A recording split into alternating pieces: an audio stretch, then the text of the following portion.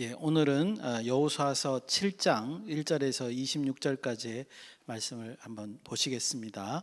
제가 제목을 온전히 바친 물건 이렇게 이제 표현을 했습니다. 우리가 이제 그 한글 성경에는 온전히 바친 물건 이렇게 돼 있지만 히브리어는 여러분들이 아실 만한 분들은 아실 것 같은데 헤렘입니다. 헤렘이 온전히 바쳐진 것. 원래 헤렘이란 말을 진멸이라는 이제 용어로 쓰잖아요. 가나안 백성들을 다 진멸하라, 다 헤렘하라 이렇게 표현을 쓸 때 그 헤렘인데 헤렘의 이제 뜻이 하나님께 온전히 바쳐지는 것. 그러니까 하나님의 심판 아래에 있는 것. 그래서 이제 진멸당하는 거죠. 이미 심판이 끝난 것을 의미할 때 그렇게 표현을 하기도 하고 그렇습니다. 그 헤렘이 이제 뭐냐 이런 얘기를 좀 할 겁니다. 여호수아서 7장은 여러분들이 너무나 또 잘 아시는 본문이에요. 그래서 내용을 다룬다라기보다는 내용을 가지고 어떤 신학적인 문제를 좀 제기를 하고 오늘 본문의 메시지를 좀 살펴보려고 합니다. 여호수아서 7장은 내용적으로 보면 아이성 전투를 첫 번째 공격에서 패하고 돌아오죠. 그것이 이제 처음으로 발단이 되는데 그 다음에 뭐라 그러냐면 그 원인이 뭐냐 그랬을 때 아간이 지금 어떤 일을 잘못해서 아이성 전투가 패했다 이렇게 설명하는 겁니다. 그래서 우리가 이제 이런 장으로 알려져 있는데 저는 이 부분에 대해서 상식적으로 우리가 의문을 가져야 된다고 말씀드리고 싶습니다. 왜 그러냐면 전쟁이라는 게 굉장히 참혹하지 않습니까? 뭐 소규모든 대규모든 전쟁이라는 것 자체가 굉장히 잔혹하고 절대로 있어서는 안 되는 일이기도 한데 근데 이 참혹한 전쟁의 승패의 원인이 한 사람의 신앙과 관련돼서 설명하고 있다. 이게 상식적으로 맞지 않는다는 거죠. 무슨 말씀이냐면 생각해 보십시오. 일단 아이성 전투에서 다 승리하고 와서 그리고 난 다음에 하나님께서 아간을 지목하고 아간이 잘못했다. 아간을 벌 주고 그러면 되잖아요. 근데 지금 하나님께서는 그렇게 말씀하시는 게 아니라 뭐예요? 이 아이성 전투를 패배하고 돌아왔는데 그 원인이 뭐냐? 아간 때문이다 라고 말하고 있다는 거죠. 우리가 상식적으로 생각할 때 이런 표현 자체가 굉장히 논리적으로 이해하기 어렵다라는 거예요. 즉 제가 지금 말씀드리고 싶은 거는 이 여호수아서 7장은 그거를 우리에게 메시지를 전달하고 주고 있다는 겁니다. 왜 제가 이런 말씀을 드리냐 하면 이제 이 7장의 본문을 해석을 할 때 많은 이제 주석이라든가 이제 목사님들이 설명을 할 때 이런 이제 얘기들을 많이 하죠. 이 아이성 첫 번째 전투와 그 다음에 앞에 벌어졌던 여리고성 전투와의 그 비교. 그래서 이제 메시지를 찾거나 내지는 여리고성에서 구출받은 라합과 그의 가족들 있죠. 그 사람들과 그 다음에 이 7장에서 나오는 아간의 범죄 이 두 사람을 비교하거나 뭐 이런 내용들이 주석에 많이 이제 달려져 있고 목사님들이 설명을 하면서 그 비교를 통해서 본문으로부터 메시지를 찾으려고 합니다. 그런데 제가 금방 질문을 던져드렸던 것 같이 실제적으로 여호수아서 7장이 그거를 말하고자 하느냐 이거죠. 그거는 다분히 우리가 분석을 통해서 메시지를 얻으려고 어떤 흥미로운 관점을 가지고 연구하는 것뿐이죠, 그렇죠? 그러니까 본문 자체가 말하고자 하는 것과는 어쩌면 거리가 있을 수 있다. 그럼 본문은 도대체 뭘 말하고 하느냐? 앞에 말씀드린 대로 왜 아이성 전투를 패배한 원인이 아간의 한 사람의 범죄로 인한 것이냐? 하나님은 왜 그렇게 설명하고 계시느냐? 그리고 이 사건을 통해서 실제로 36명이나 죽었어요. 그죠? 이 사건을 통해서 하나님은 우리에게 어떤 메시지를 전달하고자 하느냐? 그죠? 그것이 오늘 온당한 주제가 되어야 되겠다. 그런 얘기들을 좀 살펴보는 방향으로 나아가겠습니다.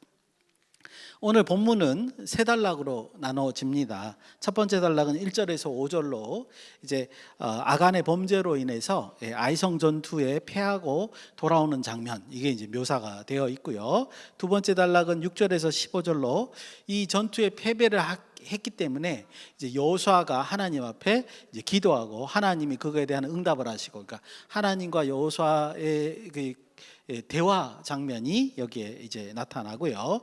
세 번째 단락은 16절에서 26절로 하나님의 명령을 따라서 이제 범죄자 아간을 이제 발견하게 되고 이제 적발하게 되고 그다음에 그 심판을 행하는 장면으로 이제 묘사가 되어 있습니다. 그것이 이제 7장의 전반적인 내용이죠. 하나씩 한번 살펴보겠습니다. 먼저 1절입니다.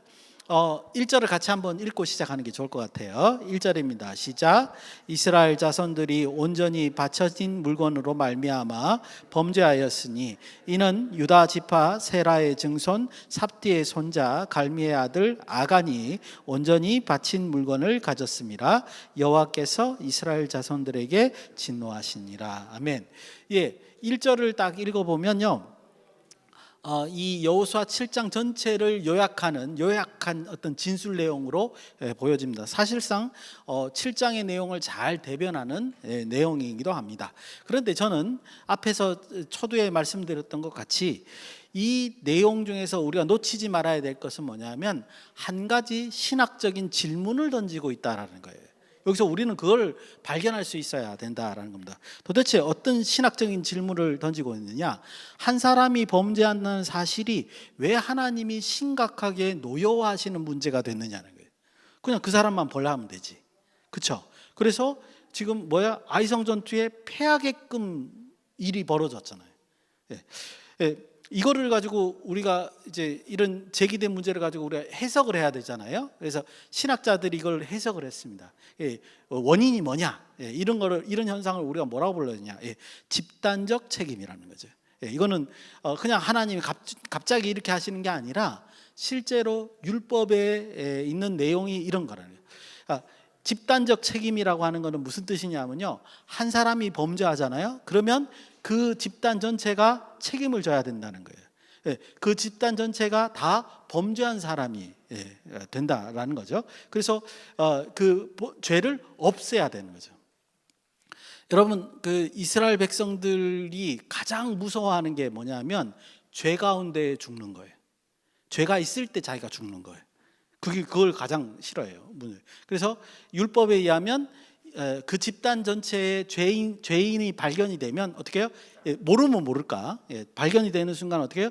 그 죄를 정결케 해야 돼요. 예를 들어서 도저히 정결케가 안 되는 거는 돌로 쳐서 죽여야 되는 거고, 제사로 죄를 없애려면 제사를 통해서 죄를 없애야 돼요. 그래서 그 집단 전체가 온전히 정결케 되어야 되는 거, 이게 바로 율법이에요. 율법이 가지고 있는 기본적인 정신이죠.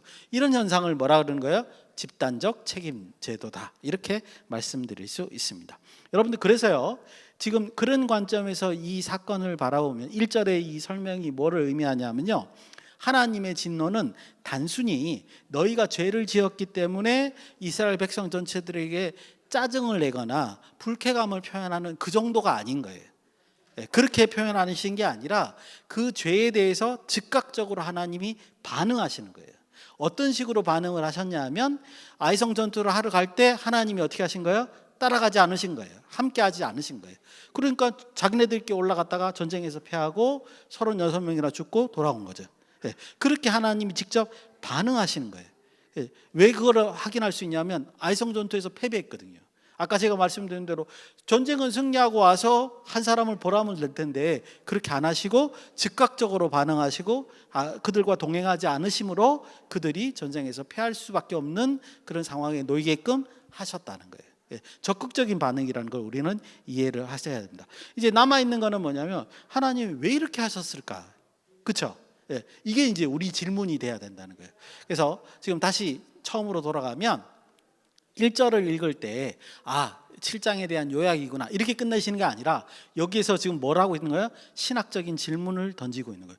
왜 아간의 범죄가 아이성 전투에 실패하고 돌아왔느냐, 이거를 왜 하나님이 지금 즉각적으로 반응을 하셔서 이걸 드러내고 계시느냐, 이런 질문을 던지고 본문을 통해서 그 의미를 파악해낼 필요가 있다, 이렇게 말씀드릴 수 있습니다.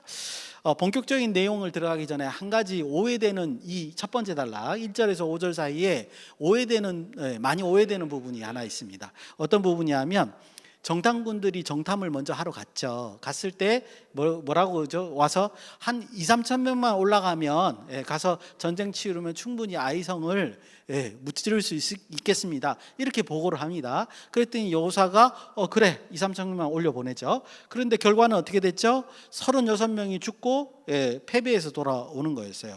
그래서 많은 사람들이 이 부분을 가지고 뭐라 그러냐면 여호수아가 좀 지혜가 부족했다. 왜 하나님께 묻지도 않았느냐? 왜 자기가 이렇게 결정하고 교만해가지고 이런 일을 벌였느냐? 이렇게 이제 비난하는 그런 해석이 하나 있습니다. 그런데 제가 봤을 때는요, 본문은 그렇게 말하고 있지 않습니다. 왜냐하면 먼저 11절을 눈으로 한번 보시면 11절에 하나님이 명시적으로 표현을 하고 있어요. 이 전쟁에 패한 것은 여호수아나 정탐꾼들의 교만이나 부주의함이 아니라 뭐 때문이라는 거예요? 아간의 사건 때문에 전쟁을 패하겠다 이렇게 명시를 하고 있어요. 그러니까 이 자체가 설명이 안 맞는 거죠. 그 다음에 두 번째로 보면 이 본문 어디에도 여호수아의 교만, 뭐 이스라엘 백성들의 교만과 어떤 그런 어떤 잘못된 것 때문에 이 전쟁에 패했다 이런 뉘앙스가 전혀 없어요. 그러니까 이 전쟁에 패한 원인은 딱 하나예요. 아간이 범죄했기 때문에.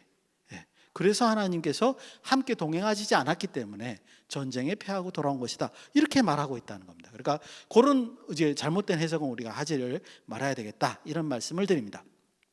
두 번째 단락입니다. 6절에서 이제 15절이죠. 앞에서 말씀드린 것 같이 이 사건, 아이성 전투에서 패한 사건 때문에 여호수아가 이제 하나님과 이제 기도하면서 대화하는 장면이죠. 그런데 좀 놀라운 것은 뭐냐면 6절에 있는 여호수아의 모습입니다. 마치 이 모습은 이제 죽음을 애도하는 듯한 그런 이제 표현을 하고 있죠. 옷을 찢고 티끌을 머리에 뒤집어 쓰고 하루 종일 여호와 앞에서 장로들과 함께 이제 하나님 앞에 나와서 이렇게 하루 종일 있는 거예요. 그러고 난 다음에 이제 저녁 때쯤 되어서 아마 기도하는 것 같습니다. 왜 여호수아가 이런 행동을 했을까요? 전쟁 하나, 물론 36명이라는 귀한 생명이 이제 죽었으니까 이제 그런 애도도 있을 수 있겠습니다만, 그렇지만 여기 표현은 마치 뭐라면 나라가 멸망하거나, 그죠? 모든 사람이 죽게 됐거나 이런 것 같은 뉘앙스를 주는 행동을 여호수아가 합니다. 그 이유를 보려면 7절에서 있는 9절까지의 내용을 이제 살펴보면 알겠죠. 그러면 그의 심정과 태도를 이해할 수 있을 것 같습니다. 우린 그 중에서 8절에서 9절만 한번 읽어보겠습니다. 여호수아가 왜 이런 행동을 하는가 그걸 생각하시면서 읽었으면 좋겠습니다. 시작. 주여, 이스라엘이 그의 원수들 앞에서 돌아섰으니 내가 무슨 말을 하오리까? 가나안 사람과 이 땅의 모든 사람들이 듣고 우리를 둘러싸고 우리 이름을 세상에서 끊으리니 주의 크신 이름을 위하여 어떻게 하시려 하나이까? 아마 여호수아는 하루 종일 묵상하면서 이런 고민을 했던 것 같아요. 무슨 소리냐면, 첫 번째, 아이성 전투에서 패한 것은 어떤 이제 문제를 일으키냐면, 그 얘기를 딱 듣고 요단 서편에 있는 모든 왕들이 자기네들을 치러 올 거라는 거죠. 용기를 얻어서. 아이성이 이겼어? 아이성이 큰 도시가 아닌데, 작은 성인데 걔네들이 이겼다면 우리도 해볼 만하지. 그래서 이제 직접적인 위협이 된다는 거예요. 그리고 여러분들 아시죠? 요단강은 지금 홍수가 났어요. 절대로 하나님이 허락하시지 않으면 건너지도 못해요. 그러니까 이제 완전히 그냥 궁지에 몰리는 신세가 된 거죠. 그거 하나 지금 얘기를 하는 거고, 그 다음에 두 번째 고민이 이제 9절 마지막에 이제 등장을 하게 되는데, 뭐냐면 하나님이 뭐 죽이신다면 어쩔 수 없죠. 하나님이 명하시니까 우리 죽을 수밖에 없습니다. 그런데 하나님이 우리를 선택하시고 요단강을 건너게 한 목적이 있지 않습니까? 그 목적이 뭐냐면 우리를 통해서 하나님의 나라를 건설하고 하나님의 이름을 세계에 널리 알리는 그 목적으로 우리를 선발하시고 선택하시고 우리를 요단강을 건너게 하신 거 아닙니까? 그런데 우리가 다 죽으면 하나님의 이름은 어떻게 하실 겁니까? 이렇게 지금 질문하는 거예요. 여러분, 이 질문을 바꿔서 생각하면 이 뜻이에요. 아이성 전투에서 패하고 돌아온 사건 때문에 여호수아가 머릿속에 무슨 생각이냐면 그렇다는 것은 하나님이 우리를 버리셨나? 이렇게 생각한 거예요. 그렇죠? 더 이상 우리를 사용하시지 않을 건가? 그렇게 생각해요. 그래서 기도의 핵심은 무슨 뜻이에요? 하나님 우리를 버리시는 겁니까? 이 얘기라는 거예요 지금. 그러려면 하나님의 이름을 위해서 드러내는 그 민족들은 어떻게 하실 겁니다. 어떤 계획을 가지고 계신 거예요? 이렇게 지금 하나님께 묻고 있는 것이다. 이렇게 말씀드릴 수 있습니다. 이 두 가지 질문으로 이제 하루 종일 묵상하고 하나님께 이제 기도를 했습니다. 하나님이 가만히 계시다가 10절에서 15절에 이제 응답하시는 장면을 우리가 볼 수 있습니다. 그런데 그 내용을 직접 볼 필요는 없고요. 보시면 이유가 뭐냐면 이렇게 표현합니다. 오히려 응답은 굉장히 간단해요. 하나님이 진노하신 이유는 이스라엘 백성들 가운데 온전히 바쳐진 물건을 도둑질했기 때문이다 라고 설명하십니다. 그러니까 온전히 바쳐진 물건, 아까 뭐라 그랬죠? 헤렘. 우리가 진멸이라는 용어를 쓰는 그 헤렘이 도둑질 당했기 때문이다, 이렇게 표현하고 있습니다. 그리고 난 다음에 그 뒤에 뭐라고 설명을 덧붙이는데 이스라엘이 범죄했다, 그리고 나의 언약을 너희가 어겼다, 이렇게 표현하고 있다는 거죠. 도대체 어떤 일이 벌어졌길래 이렇게 표현하느냐, 하나씩 살펴보겠습니다. 먼저 온전히 바쳐진 물건을 도둑질했다, 이렇게 지금 표현되어 있습니다. 이건 도대체 무슨 뜻이냐? 여러분들 6장 18절과 21절에 보면요, 그 여리고 그 전투할 때 여호수아가 이스라엘 백성들에게 주의사항을 알려주는 장면이 있죠. 거기 보면 어떻게 했냐면 여리고 성에서 탈취한 모든 것들은 하나님께 온전히 바쳐진 것이어야 된다. 그때 용어가 뭐예요? 헤렘이에요. 여러분, 헤렘은 진멸이란 말도 되지만 하나님께 온전히 바쳐진 거예요. 하나님 결정에 완전히 다 예속된 것을 말하는 겁니다. 그리고 이제 사람에다 적용하면 그거는 심판의 당이 되는 거죠. 그래서 온전히 바쳐진 것이 돼야 된다, 모든 물질을 하나님께 드려야 된다, 이렇게 지금 두 번이나 얘기를 했어요.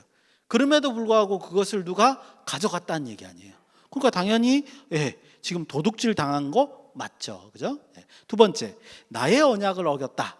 이것도 말이 맞습니다. 왜냐하면 십계명에 의하면 도둑질하지 말라라는 말이 있는데 도둑질했으니까 하나님과의 언약을 깬 거죠. 십계명을 깬 것이다, 이렇게 말씀드릴 수 있습니다.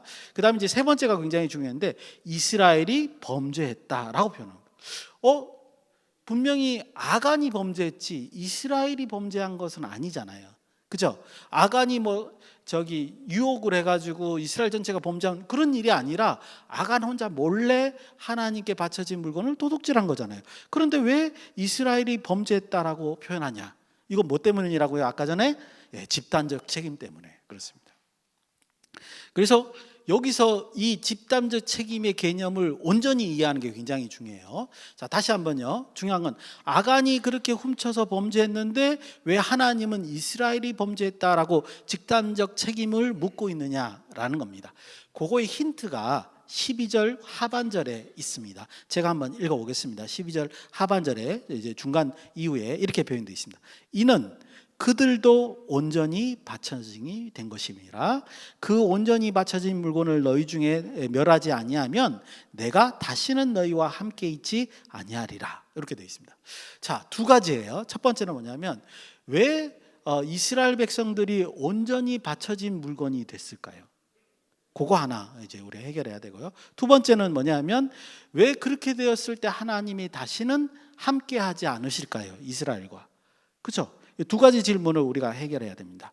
여러분, 이게 무슨 말이냐면요, 제의적인 정결 의식에서 나온 말이에요. 이 표현 자체가. 그러니까 아까도 제가 말씀드렸죠. 율법이라는 것 자체가 집단적 책임이다. 근데 이 뜻이 뭐냐면 이런 거죠. 부정한 자가 한 사람이 있어요. 그런데 이 부정한 사람이 부정한 상태에서 다른 사람과 접촉을 하게 되면 이 부정이 옮겨집니다. 그리고 점점 퍼지는 거예요. 마치 전염병이 퍼지듯이 이렇게 퍼지게 됩니다. 그래서 아까 설명대로 이스라엘 사람들은 율법을 통해서 이 부정을 깨끗하게 하는 그런 어떤 의식이 있는 것이고 그렇게 해야 됩니다. 그죠? 안 그러면 온전히 다 부정하게 되니까. 자, 그러니까 똑같이 하나님께 온전히 바쳐진 물건이 있는데 그것을 가지고 왔어요. 그러면 가지고 온 사람이 어떻게 되는 거죠? 온전히 바쳐진 물건이 되는 거예요. 자기 스스로. 그러니까 하나님께 바쳐져야 되니까 사람으로 말하면 심판받아야 되는데 그 심판받는 사람이 자기가 되는 거예요. 그리고 아간이 그 상태에서 다른 사람들과 접촉을 하게 되면 뭐예요? 접촉하는 모든 사람들마다 온전히 바쳐진 물건이 되는 거예요. 여기까지 이해 가셨죠? 그죠? 그렇게 지금 비밀리에 했으니까 사람들이 모르잖아요, 그죠? 그래서 이렇게 온전히 바쳐진 물건이 됐어요.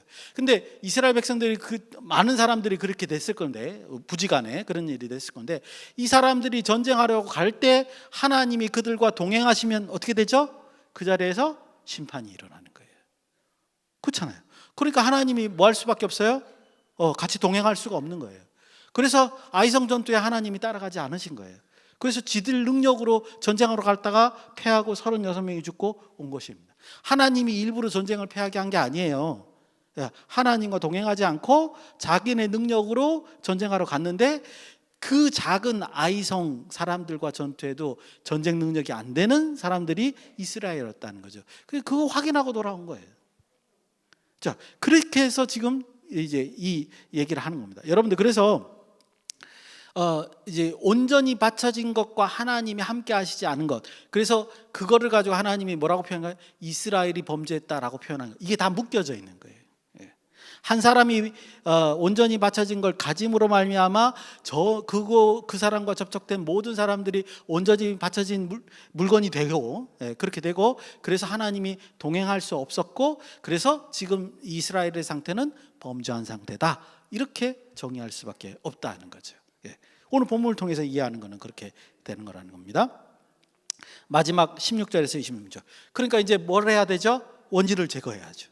그죠? 원인을 제거해야 됩니다. 그래서 여호수아가 하나님의 명령을 받아서 이제 누가 이런 온전히 바쳐진 물건을 훔쳤는가, 이걸 이제 찾아내는 작업이 벌어지죠. 각 지파별, 족속별, 가정별로 제비 뽑아서 하나님이 이제 선택을 하고, 18절에 의하면 결국 아간이 그 범죄자로 뽑히는 것을 이제 볼 수 있습니다. 자, 그래서 여러분 보십시오. 24절에서 26절에 이제 그 사람을 향해서 이제 돌을 던져서 이제 벌을 주는데, 근데 이때 아간만 지금 이 돌에 맞아서 죽는 게 아니라 뭐요? 그의 모든 가족들, 그의 모든 소유들, 기구들은 다 불태우고 동물들까지 다 아골골짜기에 지금 돌을 쳐서 이렇게 돌무더기가 쌓이는 그런 장면이 이제 연출되고 있지 않습니까? 그럴 때 우리가 뭐예요? 그냥 상식적인 수준에서 보면 너무 아간이 범죄했는데 온 가족까지, 어린아이들까지 이렇게 다, 그다음에 소유 동물까지 다 이렇게 하는 것은 이거 불합리하지 않느냐, 이런 생각을 하게끔 해요. 그죠? 우리 심정적으로. 그죠? 그런데도 불구하고 지금 제가 앞에서 원리를 설명하니까 뭐예요? 온전히 바쳐진 것이 된 거예요. 스스로 아간은 그렇게 몰고 간 거예요. 그래서 하나님께 온전히 바쳐지는 거예요. 다 심판되는 거예요. 그래서 이런 일이 벌어진 거예요. 그러고 나니까 1절에 설명한 하나님의 맹렬한 진노가 멈췄다, 이렇게 설명하고 있는 것을 볼 수 있습니다. 그래서 여기에 처형단 이 골짜기를 아골골짜기, 괴로움, 아골이라는 말이 이제 괴로움이라는 단어입니다. 괴로움의 골짜기, 이렇게 표현이 이제 되어 있죠. 실제적으로 이 상황을 보면요, 아간이 이렇게 함으로 말미암아 전쟁에서 패해 와서 이스라엘 백성이 괴로움을 당한 거죠.